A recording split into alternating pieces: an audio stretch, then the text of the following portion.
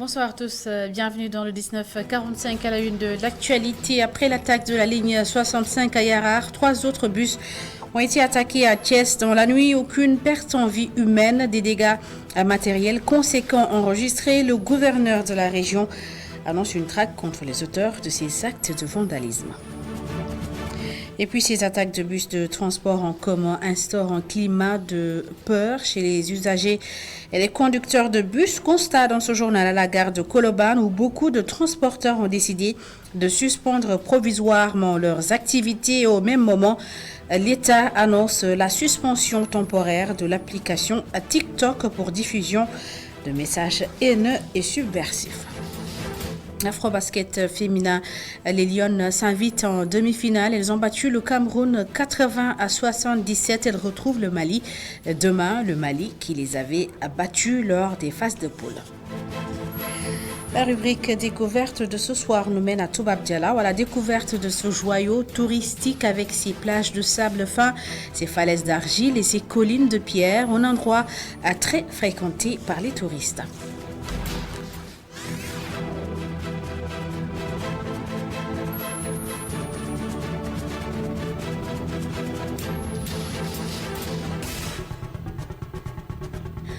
Bienvenue à toutes et à tous. Après l'attaque d'un bus au cocktail Molotov, la ligne 65 a fait 2 morts. Le procureur réagit dans un communiqué publié aujourd'hui. Le parquet informe que les investigations se poursuivent et toutes les personnes impliquées seront traquées et poursuivies pour actes de terrorisme.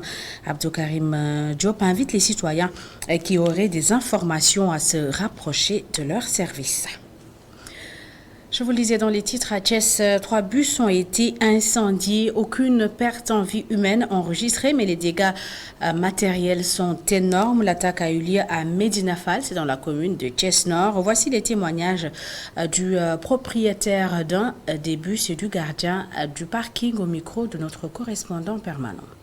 Je suis le gardien du parking. Pour un premier temps, je croyais que c'est le poste courant qui est près de nous qui avait pris feu. Quand j'ai vu le bus, j'ai crié pour alerter les populations qui sont venues me prêter main forte. Nous étions 15 personnes, nous avons tenté en vain de déplacer les véhicules. Quand je suis arrivé, j'étais surpris. J'ai eu aussi le cœur meurtri. J'ai trouvé le gardien du parking ici. Il m'a dit que les malfaiteurs sont passés vers 3 heures du matin. Leur passage était comme un éclair. Ils ont incendié le véhicule sans coup férir. Selon toujours le gardien, ils étaient à bord de moto Jakarta. Je ne suis pas la seule victime. À noter aussi que je ne suis pas la seule victime. J'ai appris qu'ils s'en sont pris à 2 autres bus de l'autre côté. Depuis 7 ans, je suis dans le transport, mais je n'ai jamais été victime d'un acte pareil. Nous demandons à l'État de corser la sécurité dans Medina Fall et environ. Je fais la ligne 6 entre Bagdad et l'université Iba Der Thiam de Thiès.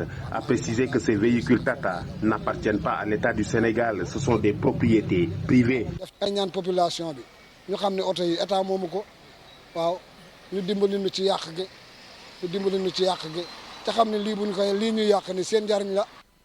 Et par la suite, le gouverneur de la région de Thiès s'est rendu sur les lieux du sinistre. Alioune Badara Mbengue rassure, les auteurs seront traqués et punis par la loi. Je vous propose de l'écouter.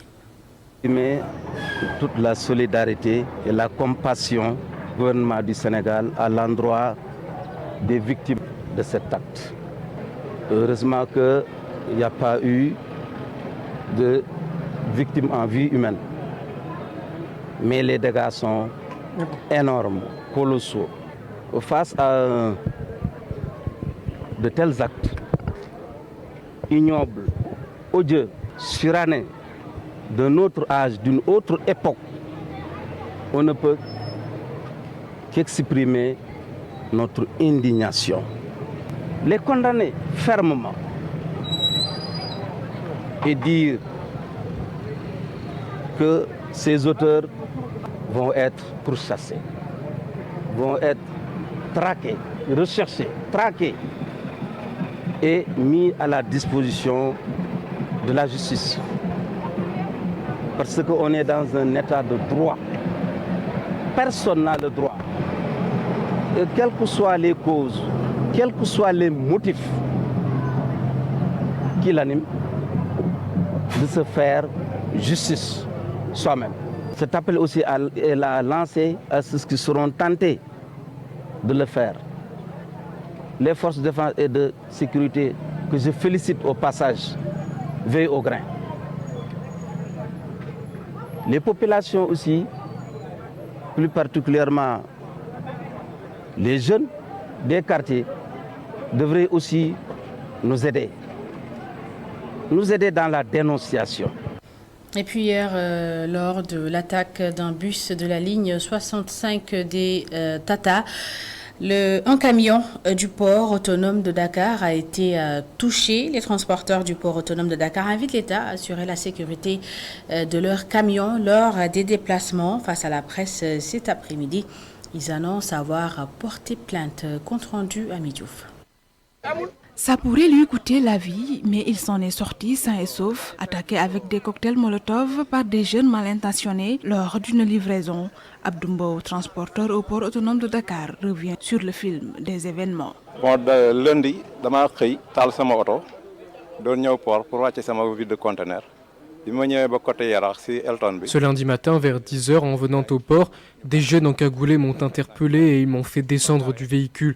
Ils ont par la suite versé de l'essence sur le camion et ils l'ont allumé. Ils avaient des couteaux et des machettes avec eux. Le collectif des entreprises agréées pour le transport et la livraison des conteneurs au Sénégal, très remonté, déplore la situation. Aux environs de 10 heures, des individus ont pris d'assaut un camion porte-conteneur d'un de nos confrères et brûlé le tracteur. Apportant son soutien à la société Groupe Diagne Frères, le collectif déplore l'acte irréfléchi qui aurait pu coûter la vie du chauffeur et la perte du conteneur.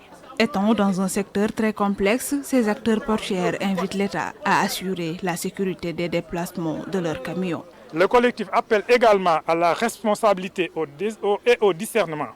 Les transporteurs de conteneurs ne sont que dans leur rôle de transport public de marchandises pour servir le pays. Rouge de colère, le collectif compte poursuivre cette affaire. D'ailleurs, ils ont porté plainte contre ces individus non encore identifiés. Et au lendemain de ces attaques, la peur et l'inquiétude habitent les usagers, les chauffeurs des bus à Tata, à la gare de Colobane par exemple. Plusieurs transporteurs ont pris la décision d'arrêter provisoirement leurs activités par mesure de sécurité. Constat sur place, Fatimata Bintouba. Suite à l'attaque du bus de la ligne 65 à Yarar, la peur a fini d'habiter les clients de cette ligne, nous dit Baïlahat, chauffeur de Tata. Nous prenons le risque de circuler aujourd'hui, mais les clients ne sont pas encore visibles. Certains n'ont pas voulu prendre le risque de sortir à cause de la situation.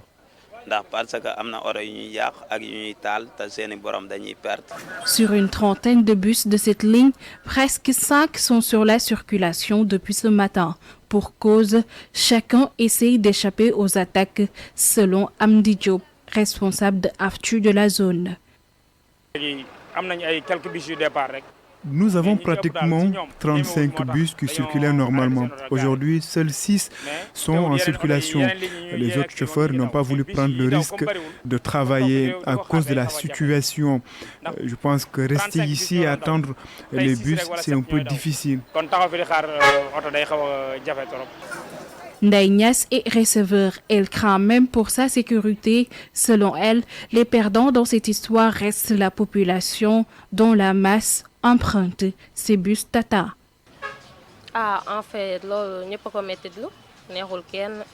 C'est un acte que je déplore comme tous les Sénégalais d'ailleurs. Il faut savoir que ces bus AFTU n'appartiennent pas à l'État.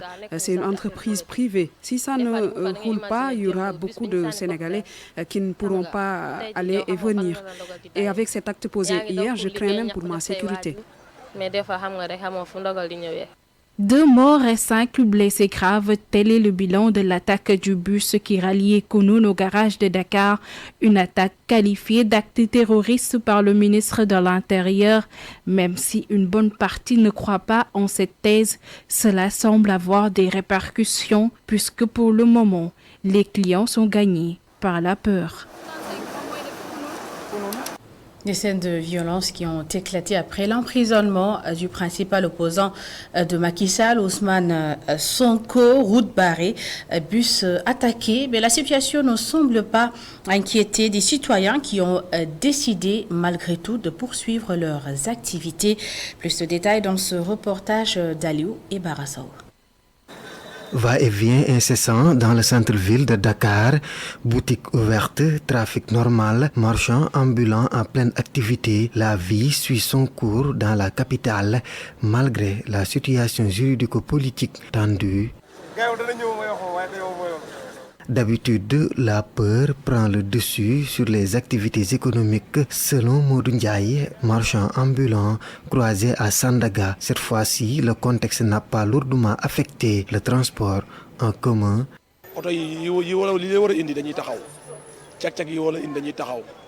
Si les voitures et les tchak-tchak ne circulent pas, vous ne pouvez pas venir. Même si vous réussissez à venir, vous n'allez trouver personne dans le marché. Il y en a même des personnes que j'ai laissées à la maison parce qu'ils ont peur de venir.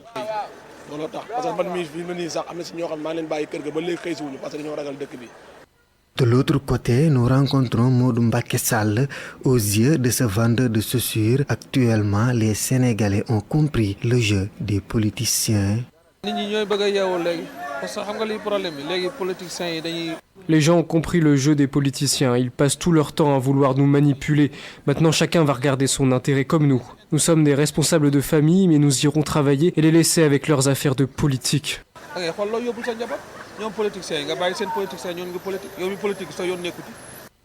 Après Sandaga, direction garage Lat Dior, Ali Sané, en train d'attendre le bus Tata, pense que les Sénégalais en ont ras-le-bol de cette situation. Les gens en ont marre de cette situation qui est en train de réagir au Sénégal. Des problèmes des activités, les gens ils ne peuvent plus travailler, ils ne peuvent plus faire le commerce comme ils devaient. Situation politico-judiciaire tendue, des violences constatées après la détention de Ousmane Sonko. Malgré cela, les travailleurs tentent de mener leur activité convenablement. Et après les restrictions sur l'Internet des données mobiles, le ministère de la Communication, des Télécommunications et de l'économie numérique prend une autre décision. Elle décide de suspendre l'application TikTok temporairement au Sénégal. La tutelle justifie cette décision par des messages haineux et subversifs diffusés à travers cette application. Maître Moussa Bokartiam est joint par Antoine Diouf. Nous avons constaté que l'application TikTok est utilisée à outrance par les personnes mal intentionnées, notamment par des lives, notamment par des forums de discussion, de débats purement subversifs qui visent à créer un trouble à l'ordre public. Nous avons vu que cette application est la plus utilisée pour semer le trouble au sein du pays. Raison pour laquelle nous avons décidé, pour des raisons d'ordre public, pour des raisons de préservation de l'ordre public, de suspendre temporairement cette application. Puisque vous connaissez toute cette application qui est d'un usage facile et qui permet aisément aux membres de ce réseau social de communiquer et surtout de monter des vidéos de manière très simple, utilisation élémentaire qui ne nécessite même pas d'avoir un certain niveau d'études. Ce qui fait qu'aujourd'hui, c'est un outil très privilégié en tout cas par les personnes qui appellent à l'insurrection dans leur pays. Pour la suspension d'Internet de façon globale, certains vous reprochent d'avoir paralysé leurs activités puisque l'essentiel de leurs activités passe par Internet. Qu'est-ce que vous répondez? Oui, nous comprenons parfaitement la gêne ou les pertes économiques qui peuvent être liées à la suspension d'Internet sur les données mobiles. Mais, je dis encore une fois, l'État du Sénégal a décidé de privilégier la sécurité nationale sur la croissance, sur l'économie. Donc, je demande à ces entreprises de bien vouloir faire preuve de patriotisme parce que sans sécurité, nous n'avons pas d'économie. Sans sécurité, nous n'avons pas de croissance. Sans sécurité, nous n'avons même pas de pays. Raison pour laquelle, avant même de parler de prospérité, il faut d'abord que le pays soit en sécurité, que le pays soit stable et que l'ordre public soit préservé. Après le lancement en avril 2022 de la plateforme nationale de e-commerce Boutique 221, le ministère du Commerce, de la Consommation et des petites et moyennes entreprises a organisé un atelier de sensibilisation pour des organisations agricoles et pastorales. Cette plateforme constitue, selon ce ministère, un centre commercial virtuel pour les commerçants. Explication Nyanya Dioufignan et Sidignan. Presque 120 millions de francs CFA ont été mis sur la table pour financer le projet Boutique 221, un projet qui permet de mettre à la disposition des commerçants, des artisans et des producteurs locaux des informations et les outils qui leur permettront de vendre en ligne. Dans le cadre de l'accompagnement de la mise en place de la plateforme Boutique 221, notre bailleur qui est le programme Cadre intégré renforcé, qui est un programme multi-bailleur, nous a doté récemment d'une enveloppe budgétaire supplémentaire de $150 000. Et cette enveloppe budgétaire de $150 000 rajoutée à l'enveloppe initiale de $200 000 nous a permis vraiment de mener cette activité de sensibilisation sur l'importance du commerce électronique au Sénégal et particulièrement la plateforme Boutique 221. Plus de 1000 commerçants ont déjà intégré la plateforme, nous dit le représentant du ministre du Commerce. C'est énormément d'opportunités pour les acteurs du Sénégal. Et comme l'a rappelé tout à l'heure le docteur Thiam, le vice-président de la Chambre de commerce, nous sommes dans le cadre d'une tournée qui nous a permis de faire l'ensemble des régions du Sénégal. Et aujourd'hui, nous sommes à Dakar, qui concentre l'essentiel des acteurs. Donc vous me posez la question sur le nombre, ils sont nombreux. Je pense qu'on a plus de 1000 commerçants qui sont aujourd'hui enrôlés sur la plateforme. Et l'essentiel de ces commerçants-là, comme je l'ai dit, sont au Sénégal, sont à Dakar. D'intégrer la plateforme Boutique 221, le vice-président de la Chambre de commerce, d'industrie et d'agriculture de Dakar défend cette opinion. Aujourd'hui, nous étions en train de présenter Boutique 221, qui est un peu un instrument à la disposition des opérateurs économiques pour que le e-commerce puisse devenir plus une réalité dans ce pays-là, permettant aux opérateurs économiques de travailler avec des clients d'ici et d'ailleurs et pour leur permettre de vendre le produit Sénégal, de l'exporter un peu partout par le monde. La plateforme Boutique 221, un outil efficace pour permettre aux acteurs de vendre en ligne et de livrer leurs marchandises en toute sécurité.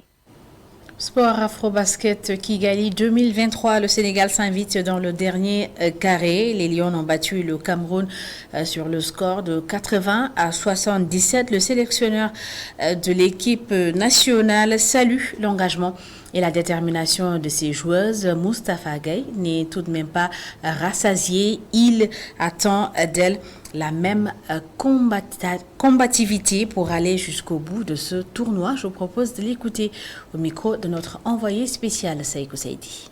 Le match il était très compliqué. Tout de suite sur la feuille, on voit que le Sénégal fait 38 de bon. Le Cameroun 33. Alors ça veut juste dire que là où on pêchait beaucoup, de match à match, on est en train de nous améliorer. Alors ça, c'est un exemple. Maintenant, il y en a d'autres où l'équipe est en train de progresser. Cette équipe du Cameroun, elle est une équipe vraiment excellente équipe. Elle a de très bonnes meneuses, des ailiers, des pivots, tout ce qu'il faut. Donc ça donne encore plus de valeur à la victoire. Je félicite les joueuses, toutes les joueuses qui ont donné tout ce qu'elles avaient. Et avant ces mots de satisfaction, le sélectionneur s'est en été pris physiquement à une des joueuses, Fatou Pouy, lors de la conférence de presse d'après-match. La question lui a été posée par les journalistes. Voici sa réponse. S'il y a des gens qui pensent que les faits de match ne font pas partie du sport, soit ils prennent mes excuses, soit ils ne prennent pas, je m'en tire à moi. Je suis là pour faire gagner mon équipe, pas pour autre chose. Maintenant, qu'il y ait un fait de match que les gens veulent le mettre en valeur, ben, je le laisse. Moi, je suis focus sur ce que j'ai à faire. Je ne vais jamais trouver des joueuses dans leur chambre ou dans leur maison pour les pousser à bien faire. Non. Ce n'est ni une gifle, ce n'est ni un coup de poing, c'est harangué. Et j'étais très énervé parce qu'une consigne a été donnée qui n'a pas été respectée par Mlle Fatou Pouy. Alors, vraiment, les états d'âme, vraiment, ça ne m'intéresse pas. Les Sénégalais vont comprendre, ceux qui veulent accepter vont accepter, ceux qui ne veulent pas accepter vont attendre que quelqu'un d'autre vienne l'année prochaine pour diriger. Mais tant que je serai là, je serai moi-même. Je n'ai pas envie de faire du mal à des personnes, mais je suis là pour compétir et essayer de gagner.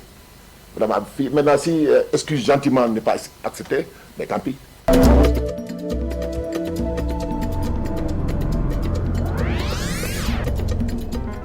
Alors à présent, ensemble à la découverte de Toubab Dialaw, village Lébou, situé sur la petite côte au sud de Dakar, village de pêcheurs devenu une attraction touristique grâce à ses belles plages, Muntaga Kane et Mamadouba. La majesté des blocs de pierre, témoin silencieux de l'histoire, attire de loin l'attention du visiteur. Ces collines, aux apparences mystérieuses, semblent surveiller cette belle et paisible plage qui donne l'accès à l'immense océan Atlantique. Des Blancs qui ont peut-être été envoûtés par ce charmant spectacle naturel s'y accostèrent et s'y installèrent, d'où le nom Toubab Dialaw, entendé par les Toubabs du village de Dialaw. Dans Dialaw, il y avait des Blancs. Ceux qui s'y rendaient disaient qu'ils allaient chez les Toubabs de Dialaw. C'est comme ça que le nom est venu. Les Mandingues sont les premiers à s'installer à Toubab Dialaw. Après leur départ, les Lébou y élirent domicile. Les premiers habitants du village sont des Mandingues. C'est après leur départ que les Lébou s'y sont installés. Deux figures se seraient illustrées parmi les précurseurs. Parmi les précurseurs du village, on peut noter Fongue Ndiaye, qui avait vécu 120 ans. On le cite souvent grâce à sa longévité. On dit que c'est Ablaye Seck qui dirigeait le village. Les habitants de Toubab Dialaw sont des exemples parfaits pour illustrer la légendaire teranga sénégalaise. Baba Toubab Dialaw daal fii seen baax mooy comme ni ñuy waxee rek Sénégal teranga daan nañu dem ci géej gi. À l'image de tous les Sénégalais, les habitants de Toubab Dialaw sont connus pour être généreux. Les pêcheurs distribuaient avec largesse leurs produits aux populations. Ils ne vendaient leurs captures qu'après avoir satisfait tout le monde. Malgré la dureté du labeur, les pêcheurs n'osaient pas agir autrement.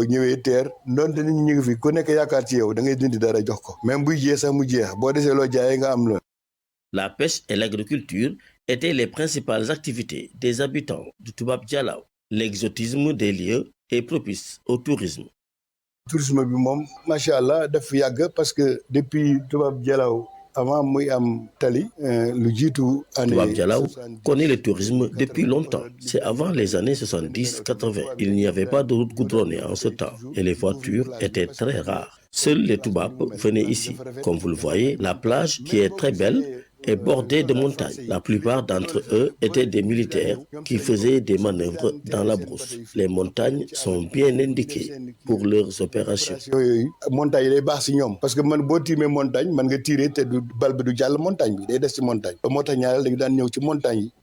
Ici, la tradition résiste aux assauts du modernisme.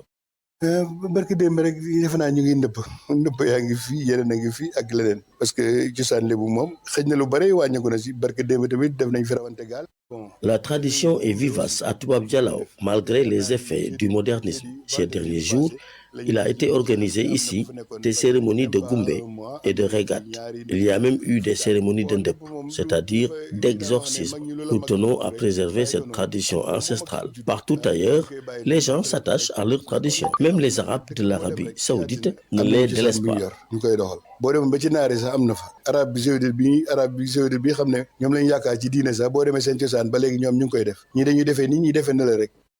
Le Jaraf, gardien des coutumes, est imbu d'une force surnaturelle acquise lors de son intronisation.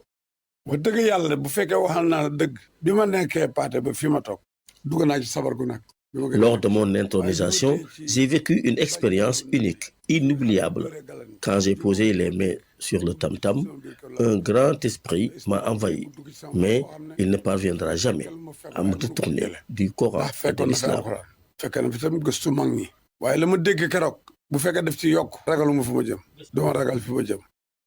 Toubab Dialaw, dont les frontières avec Popenguine Dayan restent équivoques, est à cheval entre les départements de Rufisque et Mbour.